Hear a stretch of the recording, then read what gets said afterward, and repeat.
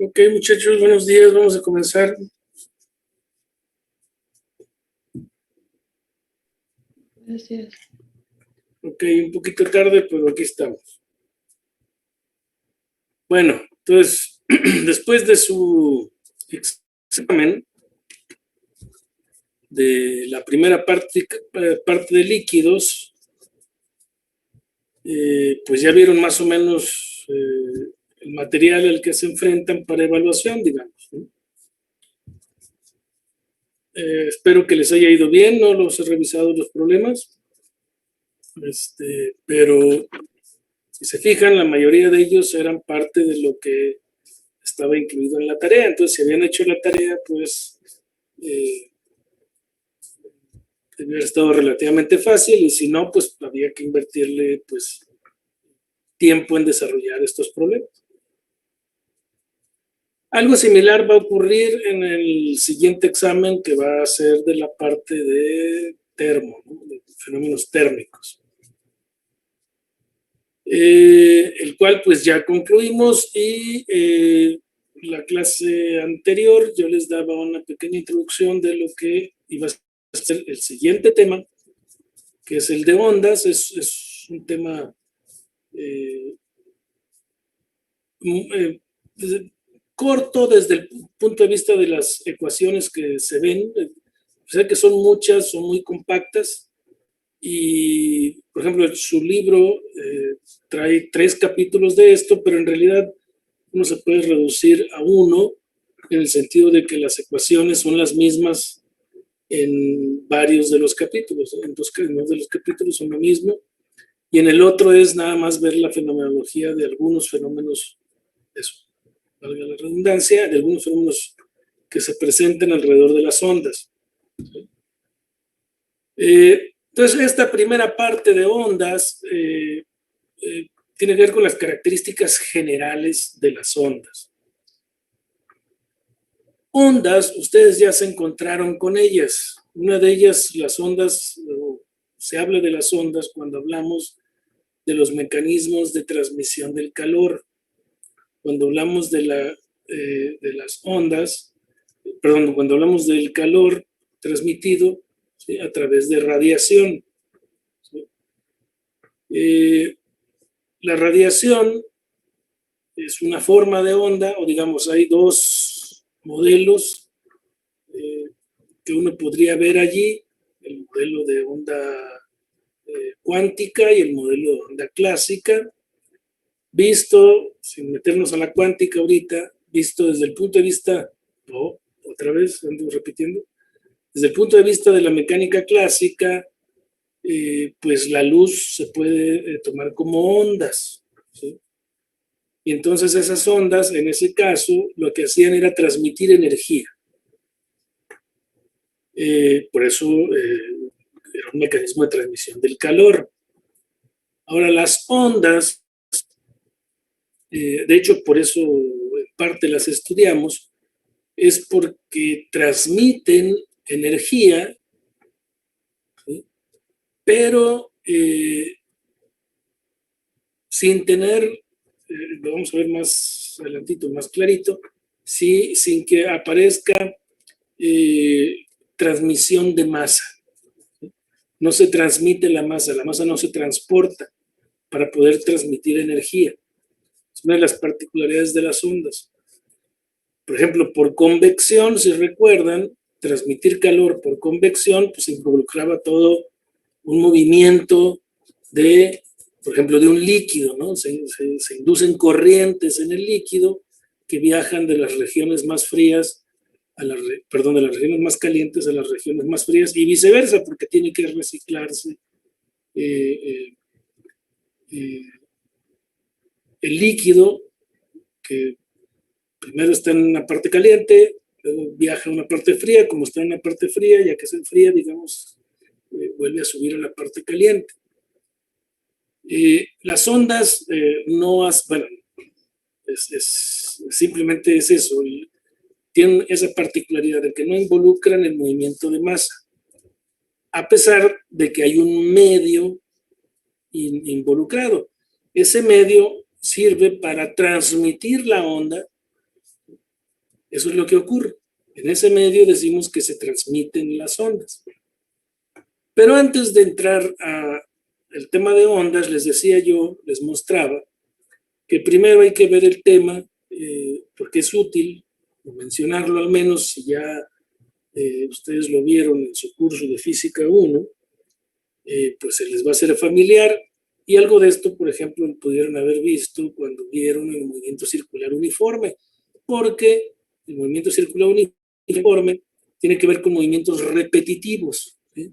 Algo va y viene, algo va y viene, alguna coordenada X o Y de un objeto va y viene, ¿sí? Va a un valor, toma diferentes valores y luego regresa al mismo valor. En movimientos cíclicos decimos, entonces es probable que lo hayan visto en el contexto de movimiento circular uniforme, o bien cuando vieron el movimiento de un objeto ligado a un resorte. Ese movimiento es un movimiento cíclico. El resorte va y viene muchas veces pasando, por ejemplo, por su posición de equilibrio, ¿sí? Si ustedes lo sueltan. Y es precisamente de ahí donde empezamos, ¿sí? Ya les mostraba yo esto en el caso del resorte, en la figura del lado derecho. En la primera imagen es la posición donde el resorte no ejerce fuerza sobre un bloque de masa m que está ligado al resorte. Es el estado, decimos, del resorte en el que no ejerce fuerzas. Es el estado relajado, si ustedes lo quieren ver, del resorte. Pero si comprimimos, por ejemplo, el resorte, empujamos la masa nosotros de manera externa, comprimimos el resorte y digamos, generamos la figura B y lo soltamos la masa, pues esa masa en ese instante y a partir de ese instante está solamente bajo la fuerza del resorte. Entonces, su ecuación de movimiento pues va a estar gobernada por la fuerza que ejerce el resorte sobre la masa. Y pues el resorte lo va a empujar inicialmente, va a pasar más allá de la posición de equilibrio y después de la posición de equilibrio el resorte pues se va a estirar, ya no va a estar comprimido, se va a estirar de tal manera que ahora va a intentar lo que va a hacer es jalar la masa M, ¿sí? Y entonces pues en algún momento pues el bloque invierte su movimiento y se regresa y tenemos entonces un ciclo de este movimiento en donde el resorte está comprimido, el resorte está estirado y el objeto va y viene, ¿sí? En su posición en X como función del tiempo. Entonces aquí, recuerden, uno de los objetivos de hacer el análisis de los objetos, el análisis de fuerzas, es al final obtener la posición de los objetos como función del tiempo. También se pueden hacer otras cosas, pero es uno de los objetivos, conocer la posición de los objetos como función del tiempo. En este caso, digamos, la posición pues se puede medir a lo largo del eje X, entonces introducimos la variable X, que significa la posición como función del tiempo. Entonces, eso es lo que podemos ver, digamos, o platicar de esta figura. Ahora, haciendo el análisis de cuerpo libre, aplicando la segunda ley de Newton, era lo que yo les platicaba en la clase anterior, lo vuelvo a repetir para que tengamos, digamos, vamos a platicar de esto ya con una primera idea. La fuerza de un resorte, esto es lo que tiene esta forma que es la ley de Hooke, decimos. Es proporcional al desplazamiento con respecto al origen. El origen, recuerden que está acá en la primera imagen arriba. Ahí lo denotamos como X igual a 0. Entonces, más allá de esta posición o antes de esa posición, pues simplemente le llamamos X. Entonces, la fuerza sobre el bloque de masa m, cuando está ligada al resorte y está desplazado a una distancia x con respecto a la posición de equilibrio, es esta forma funcional que está aquí. Fs igual a menos kx, es decir, la fuerza es proporcional a la posición x, ¿sí? Con respecto al estado de equilibrio, al x igual a 0. Esta es la fuerza. Y sabemos de la segunda ley de Newton que fuerza es igual a masa por velocidad. Entonces eso nos lleva inmediatamente a la siguiente ecuación. Y fíjense que aparece que es la aceleración, la escribimos como la segunda derivada de la x. Entonces, aquí debe haber estado la masa, pero la masa ya la pasamos de este lado. Entonces nos queda que la aceleración es lo que está arriba menos kx, que es la fuerza, entre la masa, ¿sí? Entonces aquí se adopta la convención de que k sobre m, ¿sí? Le llaman una variable w, en realidad le ponen w al cuadrado, es una definición, ¿sí? Y les queda esta ecuación, ¿sí? Ahí está. Y yo les comentaba la vez pasada, esa es una ecuación diferencial, es una ecuación que involucra derivadas y cuando vemos estas ecuaciones se nos tiene lo que nos están pidiendo, ¿sí? Es que encontremos la función, en este caso la función x, que cuando sustituida en esta ecuación nos den una igualdad, es decir, una función que cuando la derivemos del lado izquierdo aquí 2 veces con respecto al tiempo, nos va a dar la misma función multiplicada por una constante. Y decíamos que una de las funciones que cumple esa característica son las funciones senos y cosenos. ¿Sí? Entonces, es por eso que ya cuando uno resuelve esta ecuación, nos queda, por ejemplo, esto que acabo de encerrar como solución. Esto nos da la posición como función del tiempo, ¿sí? Que dice que va a ser una constante que multiplica, ¿sí? Al coseno de, fíjense, no aparece la omega cuadrada, aparece omega t más phi. Esta es la ecuación de movimiento que decimos el movimiento armónico simple. ¿Sí? Movimiento armónico, va y viene, va y viene, va y viene. ¿Sí? Movimiento armónico simple. Es un coseno, tiene su forma funcional como función del tiempo, es un coseno. Hay algunas constantes ahí que hay que tomar en cuenta, pero es un coseno. Es decir, es la forma normal que a veces ya hemos graficado, ¿sí? Que es como esto. Es un coseno. Ahora, en cálculo 1 les debieron haber enseñado que cuando tienen un argumento de este estilo, por ejemplo, el más, significa que la función normal del coseno, en el cual, por ejemplo, coseno de t, o coseno de omega t, cuando le suman en el argumento o le restan, ¿sí? Una cantidad, eso implica desplazamientos de la función típica que ya conocemos, ¿sí?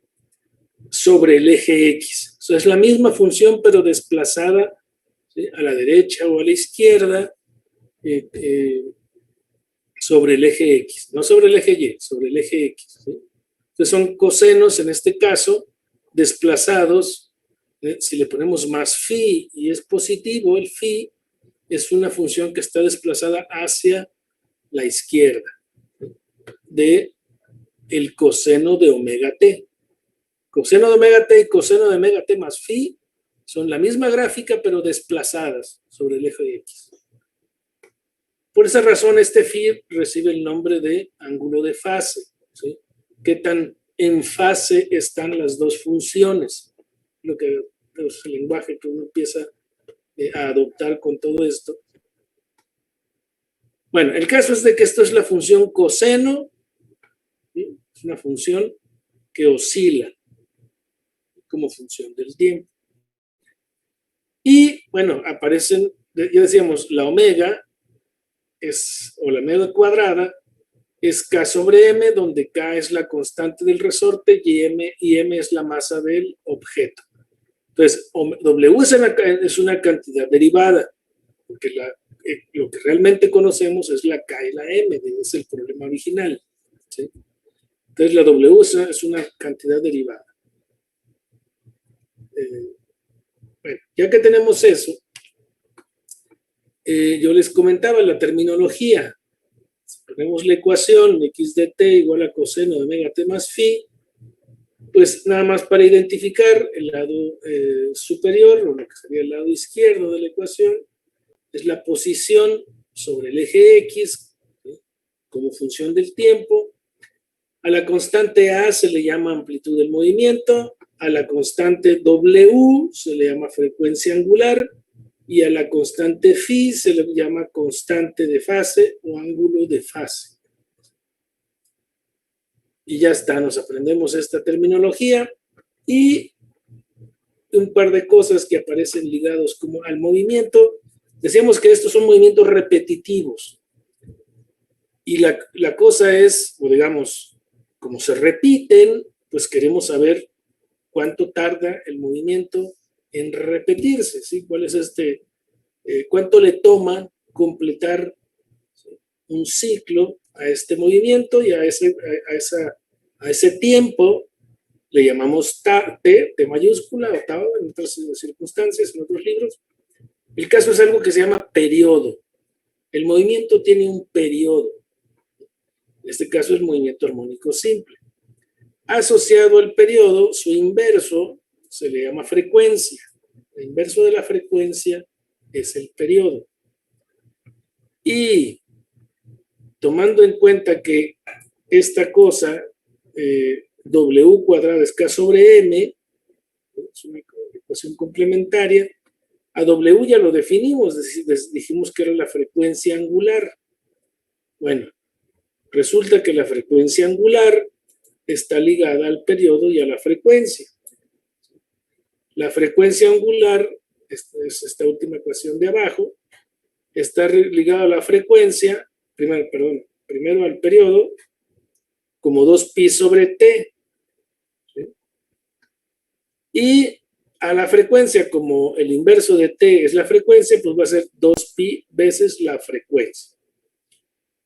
Frecuencia así nomás, no tiene más adjetivos, frecuencia. La W se llama frecuencia angular, la F simplemente se llama frecuencia. Y digamos, estas son como las cantidades más importantes del movimiento angular, del movimiento armónico simple.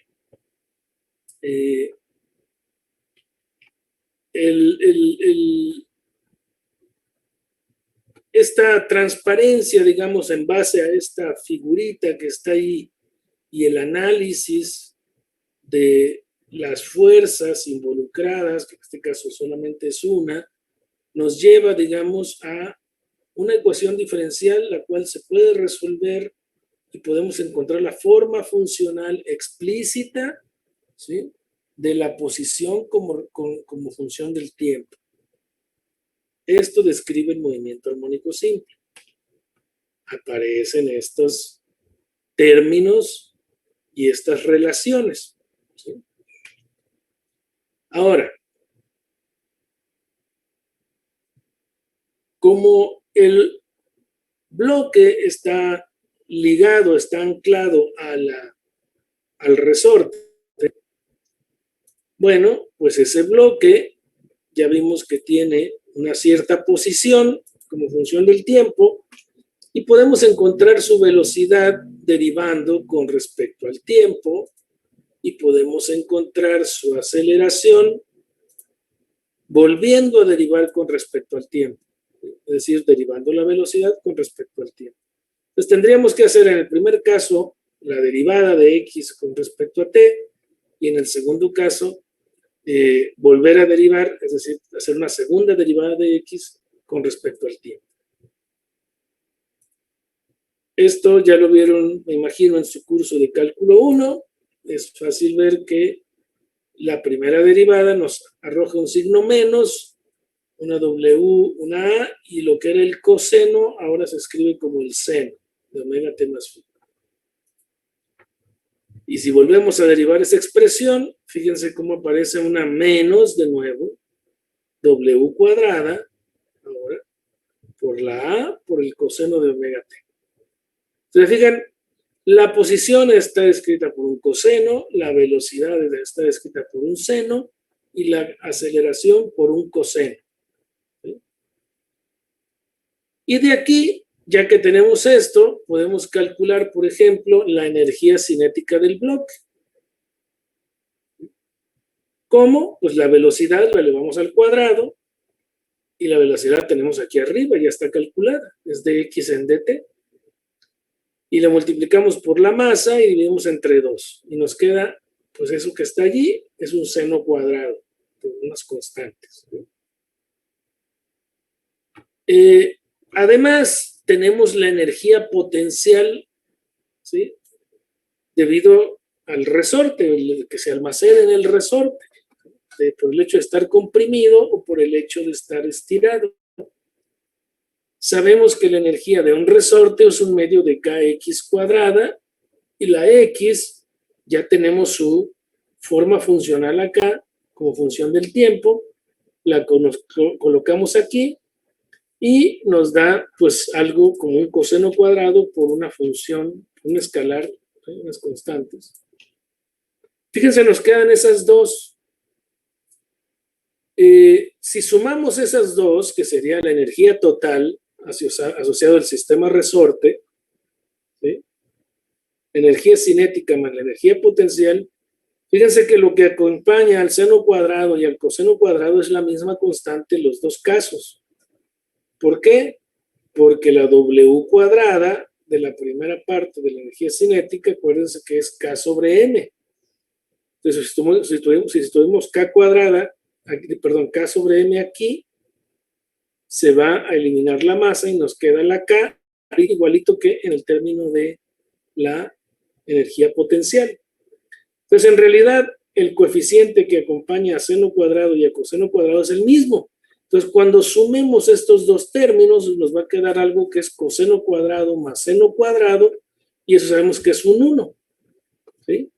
Acompañados de la constante, ¿sí?, que traen los dos términos. Y entonces, eso nos lleva a que la energía total en el sistema resorte bloque es un medio de K por la amplitud del movimiento al cuadrado. Fíjense que esta cantidad no depende del tiempo, es constante en el tiempo, es constante siempre, de hecho. No depende de nada, es una constante, un medio, hay un 1, un 2, hay una K y hay una A, todo es constante. La energía cinética es una función que depende del seno cuadrado de algo, ¿sí?, que es el omega t más phi. Depende del tiempo. La energía potencial depende del tiempo, pero su suma no depende del tiempo. En el movimiento armónico simple, la energía total es una constante. Eso es lo que aprende uno, ¿sí?, de este análisis del movimiento del bloque. Y claro, eso se presta para resolver problemas usando esta ecuación, entonces, ya que la energía va a ser constante. Ahora, hay una expresión alternativa. Esto fue analizando las cosas K y U como si dependieran del tiempo. De hecho, dependen del tiempo, es nada más que estoy haciéndolo explícito. K, dependiente del tiempo, la energía cinética dependiente del tiempo, energía potencial dependiente del tiempo, ¿sí? Estas son sus expresiones, entonces pues el tiempo pasa y K y U van tomando valores diferentes. Si nos fijamos en la variable tiempo, pero hay una forma alternativa que es esta que está acá. Si nos fijamos en la posición que va tomando el bloque conforme se mueve. Simplemente escribimos E, la energía total, y tomamos K y U en sus versiones originales. ¿Quién es K? K es un medio de mv cuadrada. ¿Quién es U? Es un medio de kx cuadrada. ¿Y quién es E? Eso es un medio de K por A cuadrada, que es lo que se acaba de deducir acá. Y esto entonces nos sirve para expresar a la velocidad. Lo único que tenemos que hacer es despejarla de esta ecuación. Esas son álgebras que ustedes creo que pueden hacer.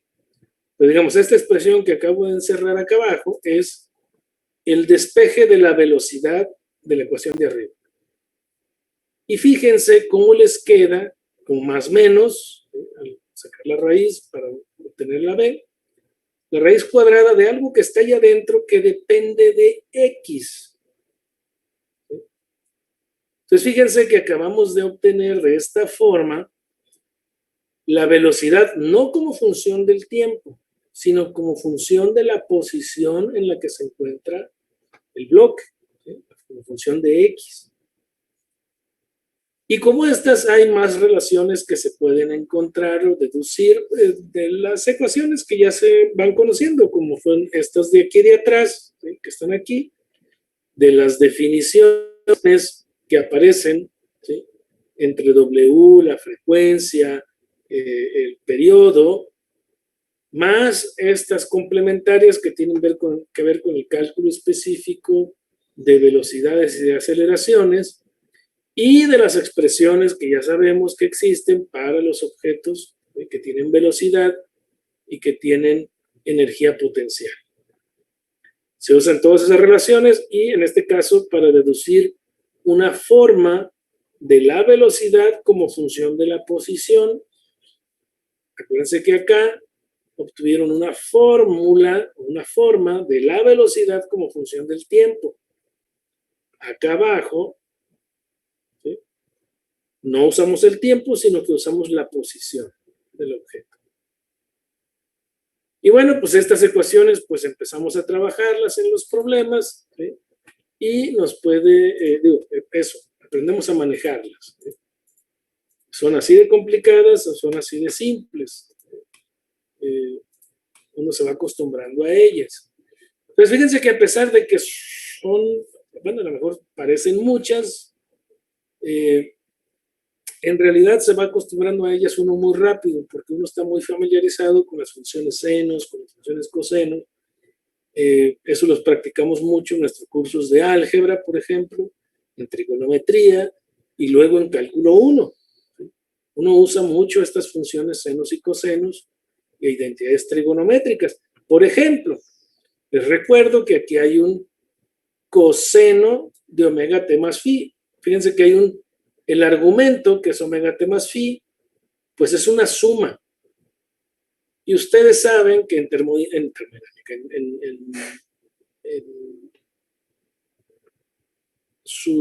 a lo mejor llevaron su tema de trigonometría. Y en ese tema de trigonometría, uno de los cursos, saben que existen cosenos de suma de ángulos y encuentran identidades de eso. Coseno de A más B, por ejemplo. Coseno de A más B es coseno de A, coseno de B, menos seno de A, seno de B, algo así. Entonces aquí, esas identidades trigonométricas se pueden usar para desarrollar, por ejemplo, esta ecuación. Entonces, algo más que conocemos que podríamos hacer y manipular esta ecuación. La otra cosa que quiero resaltar aquí es que aquí, cuando dije que esta solución era un coseno, el coseno no tiene nada de especial en el sentido de que en trigonometría hay dos funciones básicas, el coseno y el seno. Aquí escogemos el coseno, pero si hubiéramos usado el seno, si cambiamos aquí en vez de coseno ponemos seno, también se cumple esta ecuación que está aquí atrásito. ¿Sí? Entonces, esta ecuación diferencial se puede escribir su solución poniendo un coseno o poniendo un seno. ¿Sí? Aquí se escogió poner un coseno, pero en realidad podemos poner un seno también y trabajar todas nuestras ecuaciones. Claro, en el caso de que aparezca un seno, lo que va a ocurrir es que este numerito va a ser diferente. Todo lo demás es igual, pero este numerito puede ser diferente porque el seno y el coseno tienen gráficas que están desplazadas uno contra el otro, ¿sí? Uno con respecto al otro. Entonces su fase es diferente. ¿Sí? Si se acuerdan, como deben de acordarse de las gráficas del seno y el coseno, están desplazadas horizontalmente una con respecto a otra, pero se pueden hacer coincidir, ¿sí? Cambiando la fase de una de ellas. Entonces, por eso es que cuando usemos un coseno o un seno como solución de esta ecuación diferencial, vamos a cambiar esta phi. Tendríamos que cambiarla si queremos usar el seno o el coseno. En forma general, la escribimos así: coseno de omega t más phi, o bien seno de omega t más phi. Podemos usar cualquiera de las dos. Y la terminología es la misma. De hecho, estas ecuaciones, la deducción, pues aquí, fíjense, para la posición quedó un coseno. Perdón, aquí estamos usando un coseno, pero si ponemos un seno, aquí nos quedaría un coseno, y aquí nos quedaría un seno, y ya nada más es cuestión de ver los signos que van apareciendo, porque en un caso se deriva un coseno y en otro se deriva un seno. Pero el caso es de que van cambiando. Empezamos con un seno, sigue un coseno y luego un seno aquí. Y esta ecuación no se altera. ¿Sí? Esta ecuación no se va a alterar. Y tampoco se altera esta. ¿Sale? Digamos, eso, en los problemas siempre hay oportunidad de ilustrar esto. Bueno, eso fue el movimiento armónico simple, un resorte que ustedes lo colocan en una superficie, lo comprimen o lo jalan, lo sueltan y empieza a oscilar y a hacer movimiento armónico simple. No hay ninguna fuerza involucrada más que la fuerza que ejerce el resorte. Ahora, un caso es un caso donde ya no es movimiento armónico simple, pero que se presenta mucho como uno de los temas que uno tiene que agregar al movimiento armónico simple, porque siempre tenemos, por ejemplo, fricción entre superficies. Por ejemplo, ese resorte y esa masa que considerábamos, pues la masa va y viene sobre una superficie, pero esa superficie ejerce una cierta fricción, y por más que queramos eliminarla, pues siempre está allí. A veces la podemos aproximar como cero, pero puede ser que no la podamos aproximar. Entonces hay una fuerza de fricción que afecta el movimiento. Otra es esta imagencita que está aquí, en donde el bloque se sumerge en un líquido, el bloque estira al resorte, se llega a una posición de equilibrio, luego después ustedes lo jalan y lo sueltan, y el resorte empieza a oscilar. ¿Sí? O la masa se empieza a querer describir su movimiento armónico. Y si no estuviera esta cosa que está aquí,